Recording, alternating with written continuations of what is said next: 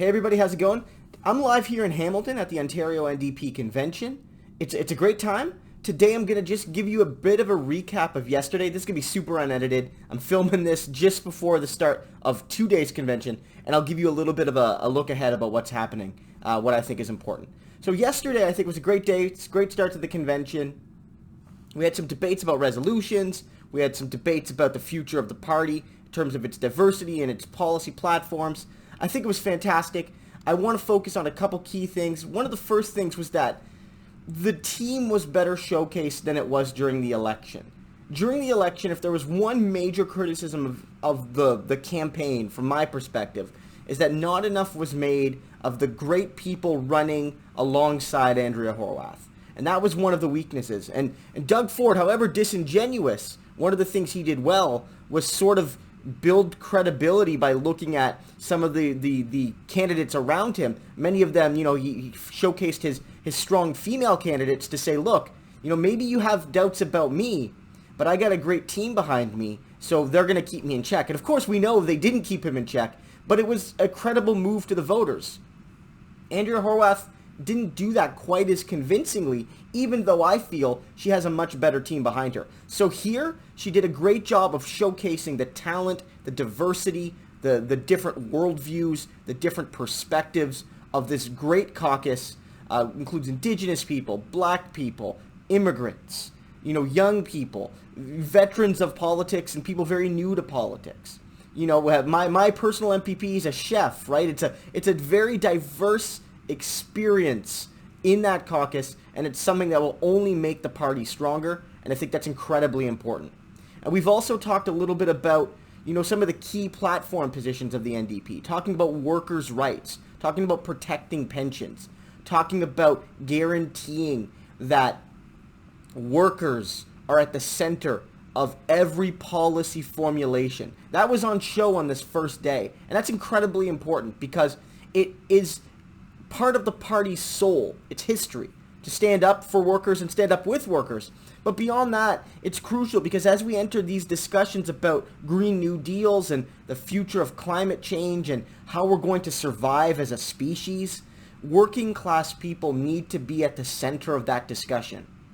There will be no climate justice without social and cultural and economic justice. There won't be.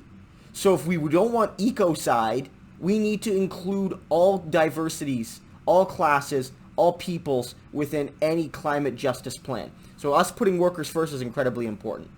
I think it was also key that we had some really frank discussions. There was a policy put forward to increase mental health aid, but worded in a language that would include police. And a lot of young people especially, people who have worked with those with mental disabilities and mental health issues, but also people who struggle with those issues themselves. And they got up and they spoke passionately about that issue, saying police have no place in the enforcement of mental health issues. That enforcement is not the tool there. That mental health is not a criminal liability. That people with mental health issues are more likely to be victims of crimes than perpetrators of crimes, and more likely to be victims of violence than perpetrators. And the room, I think, read that passionate remark, and they voted that resolution down. I think showing that within this new Democratic Party, there's a growing realization that systems of law enforcement are not applied equally, be it on issues of class, or on issues of race, or on issues of mental health. And so the party is taking an increasingly critical eye of those things, and I think that's great to see, because it's going to be key in reaching out to all those communities that don't have a positive experience with law enforcement, at least as it's currently structured. One policy I disagreed with was this sort of discussion around contract canceling, and the party took a stand against the contract canceling at the beer store. Now, I support them in this instance. I think that's a stupid time to cancel the contract with the beer store. I think that ultimately it should be owned by the public. The beer store should be like the LCBO, a Crown Corporation. Maybe we can merge the two and form a sort of branch system. But the reality is that I'm worried about the workers who will be affected. There's good unionized jobs at the beer store. We don't need to lose those jobs. But one young delegate got up and said, we should reserve the right as New Democrats, as democratic socialists, to cancel bad contracts made under previous governments. And the room seemed to reject that. But from my perspective, I think that's a great point. If we want to assert democratic control over the economy, if we want to let it be known that we're going to get elected to get things done, then bad contracts signed, with the express purpose of undermining the public purse and limiting the democratic control of our industry and our economy, those contracts should be null and void, at least potentially. That's my personal perspective. The party soundly rejected that. But my view is that if the NDP forms government, we should cancel the 407 deal and not pay the penalty. We should just do that. And investor confidence be damned, that was a deal signed cynically between a conservative government in the 1990s and a corporation wanting to make profit off the public purse. We shouldn't tolerate that. So there was a great first day. I had a lot of fun. My baby and my wife were there. We got a lot of attention because this was Dimitrios' first convention. He's 7 months old. He was the star of the convention in some ways, and it was really great to see. But today we're looking forward to some big events. We're going to see Andrea Horwath's leadership review. I think that's the biggest thing.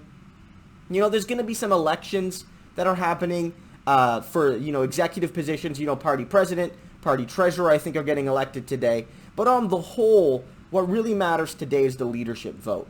The leadership vote today is the most important thing because Andrea Horwath will give a speech, and then after lunch, delegates will be asked a question. Do you think there should be a leadership review? And if over 50% of the people say yes, there should be, then we'll have to have a leadership contest in, maybe next year, maybe later this year, probably sometime next year in the spring. And so the reality is, that's going to be something to look at. Do I think it's going to happen? I don't. I don't think Andrea Horwath is going to lose that vote, and I don't even think she's going to fall in that 60 to low 70% range where maybe you win, but there are some calls for her to perhaps resign because although she has support of over 50% of the delegates, maybe you want to get 70 plus, maybe 75 plus. There is no strictly magic number. It's really a sense of what the leader thinks and what the room thinks, what the party thinks. So look for that, but I expect Andrea Horwath to do quite well. She took the party to official opposition. Her personal approval ratings remain high, and there is no sense that key constituencies like the labor movement want to see Andrea Horwath gone, and I think also important is that there's no heir apparent. There's nobody in a sense that people say, this is Andrea's next successor. This is the gal or this is the guy who's going to take us to the promised land. And it's got nothing to do with Andrea being bad, but we need somebody new. I don't see that person available yet.